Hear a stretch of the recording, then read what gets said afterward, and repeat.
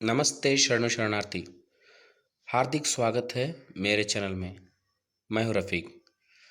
आज की इस वीडियो में हम सीखेंगे कक्षा 8 से वसंत विभाग किताब से पाठ 1 ध्वनि। इसके कवि हैं सूर्यकांत त्रिपाठी निराला जी। ध्वनि कविता कुछ इस प्रकार है। अभी न होगा मेरा अंत, अभी अभी ही तो आया है मेरे वन में मृदुल वसंत। अभी न होगा मेरा अंत। हरे हरे ए पात, डालियां कलियां कोमल गात, मैं ही अपना स्वप्न मृदुल कर फेरूंगा निद्रित कलियों पर। जगह एक प्रत्यूष मनोहर, पुष्प पुष्प से तंद्रालस, लालसा खींच लूंगा मैं। अपने नवजीवन का अमृत सरहस सींच दूंगा मैं। द्वार दिखा दूंगा फिर उनको, है मेरे वे जहां अनंत। अभी न होगा मेरा अंत। इस कविता के शब्दार्थ कुछ इस प्रकार हैं। मृदुल इसका अर्थ होता है कोमल, पात इसका अर्थ है पत्ता, गात इसका अर्थ है शरीर, निद्रित सोया हुआ, प्रत्यूष प्रातःकाल, तंद्रालस नींद से आलसाया हुआ, लालसा कुछ पाने की चाह या अभिलाषा या इच्छा। इस कविता का शीर्षक ध्वनि रखा गया है। ध्वनि का अर्थ होता है आवाज़। आवाज़ वो आवाज़ जो दूसरों को प्रेरणा दे सके। कवि इस कविता के माध्यम से वह लोगों को प्रेरणा देना चाहता है, आवाज़ देना चाहता है, उनमें नया जोश और उमंग भरना चाहता है, उनके कर्तव्य को याद दिलाना चाहता है और उनके लक्ष्य को बताना चाहता है। आइए देखेंगे जो कविता सविस्तार से हम अध्ययन करेंगे। अभी न होगा मेरा अंत, अभी अभी ही तो आया है मेरे वन में मृदुल वसंत। अभी न होगा मेरा अंत।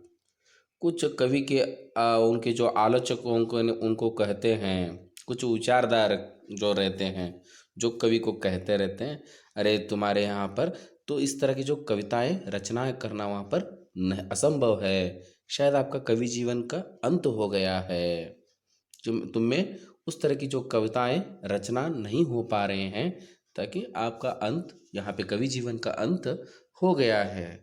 इसलिए उन आलोचकों को जो करारा जवाब देते हुए इस पद्य के माध्यम से कवि यह कहना चाहता है कि अभी नहीं हुआ है, मेरे कवि जीवन का अंत नहीं होने वाला है। अभी अभी तो मेरे जीवन में वसंत रूपी बहार आई है। जैसे वसंत आने पर सभी जगह वहाँ पर फूलों से सुंदर कलियों से जो वहाँ पर खिल जाते हैं, सब जगह जो हरियाली छाई रहती है, सुंदर दृश्य दिखाई देता है, ठीक उसी प्रकार का मेरे जीवन में भी उत्कृष्ट का उगम का जो विकास का वहाँ पर समय हुआ है।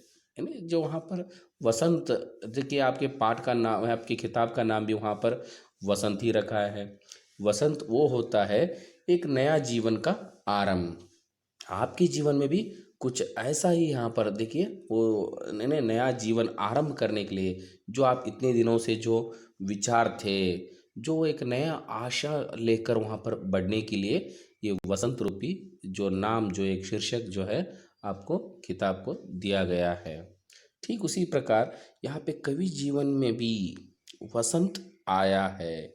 वसंत वह काल होता है एक एक जीवन जो वहाँ पर आरंभ होता है। जैसे पेड़ों में देखिए, पौधों में वहाँ पर नए नए डालियाँ और नए पत्ते, नए कलियाँ वहाँ पर खिलते रहते हैं, जो एक तरह का नया जीवन का विकास होता रहता है। आगे चलकर वही जो फूल जो है फल बनते हैं, और उसके फल के बाद जो है वही बीज बनते हैं। वही बीज आगे बोकर फिर से नए जीवन का आरंभ होता है। इस तरह के एक जीवन चक्र जो है वहाँ पर बढ़ता रहता है।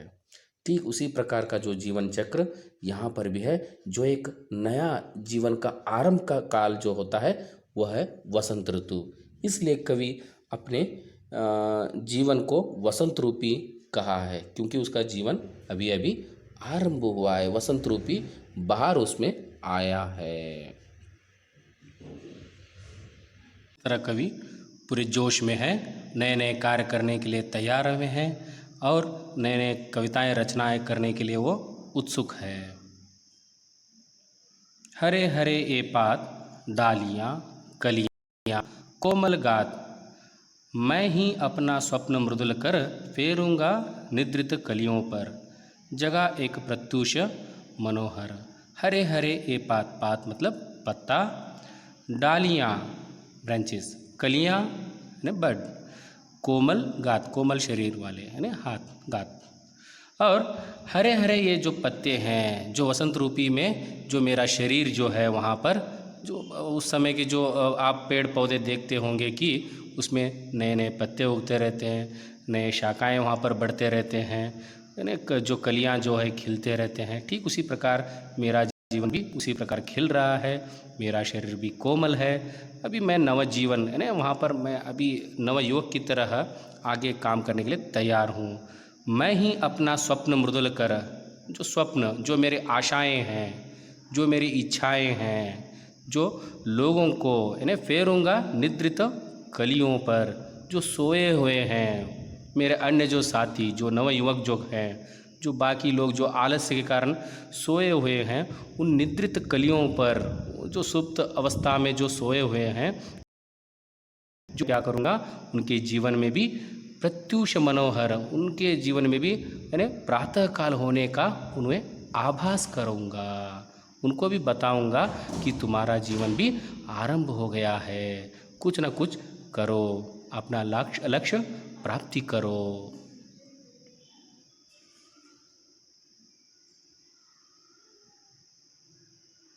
पुष्प पुष्प से तंद्रालस लालसा खींच लूँगा मैं, अपने नवजीवन का अमृत सहर्ष सींच दूँगा मैं, द्वार दिखा दूँगा फिर उनको, है मेरे वे जहाँ अनंत, अभी न होगा मेरा अंत। इस पंक्ति में देखिए कवि यह कहना चाहता है, पुष्प पुष्प से तंद्रालस, तंद्रालस मतलब जो एक तरह की आलस्य भाव जो है, लालसा यानी जो एक तरह के लालच जो कहते हैं, खींच लूँगा मैं। ये जो निद्रावस्था जो है, आलस्यपन जो है, जो निराशा का भाव है, कुछ लोग अपने जो किए पर पछताते रहते हैं, जैसे कि उन्होंने कोई प्रमाद किया है, जैसे वो बहुत ही हताश होकर कुछ कार्य नहीं करते रहते हैं। नवयुवक आजकल आपने देखा होगा कि कोई कार्य करते ही नहीं रहते हैं, यानी अपना जो कार्य, जो युवक होने पर ऐसे कार्य करते रहना चाहिए कि दूसरों को प्रेरणा मिले, ने युवा शक्ति की वहाँ पर पहचान करे।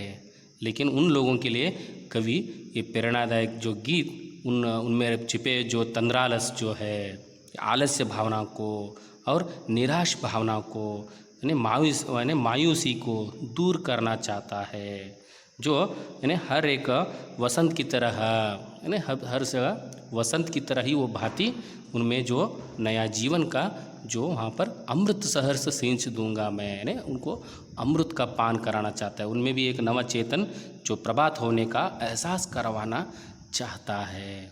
द्वार दिखा दूंगा फिर उनको, है मेरे वे जहाँ अनंत, यानी जैसे कि उनको ऐसा लक्ष्य, उनके लक्ष्य प्राप्ति के लिए इस तरह से उनको उजागर करूँगा, प्रेरणा दूंगा कि उनको लक्ष्य का क्या है, उनका वो कहाँ, उनका जो उद्देश्य क्या है उसको बताना चाहूँगा। द्वार दिखा दूंगा फिर उनको, ऐसा द्वार जो उनका लक्ष्य क्या है, यानी वो भूल चुके हैं, आलस्य के कारण कुछ कार्य नहीं कर रहे हैं, है अपने प्रमाद के कारण, अपने गलती, प्रमाद मतलब यहाँ पर होता है गलती के कारण जो है पछता रहे हैं, जो निराशा भाव है, अरे कितना भी करने पर कुछ नहीं हो पा रहा है। और कुछ लोग इतने आलसी रहते हैं, अपने कर्तव्य को भूल जाते हैं। जैसे कि छात्रों, आप अपने विद्यार्थी जीवन ही ले लीजिए। हाँ, आप विद्यार्थी जीवन में अपने कार्यों को आप भूल जाते हैं, शिक्षक कहते रहते हैं, शिक्षक का कहना आप सुनते रहते हैं, दिल में दिमाग में आता रहता है कि आज कुछ ना कुछ करें, लेकिन घर जाने पर और वापस उन बातों को आप भूल जाते रहते हैं। ऐसे बातों को न भूलिए।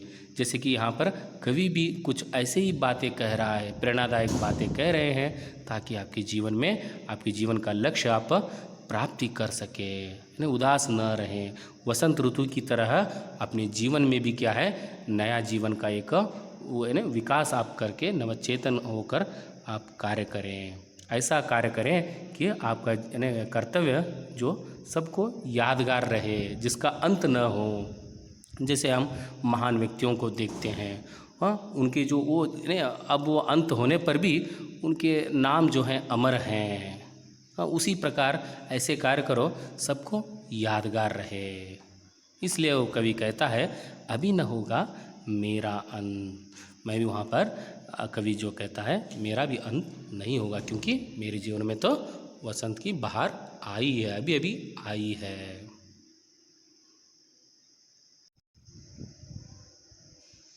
यहाँ पे कविता का भाव समाप्त होता है। तब तक के लिए धन्यवाद। फिर मिलेंगे फिर नए वीडियो के साथ, नए पाठ के साथ।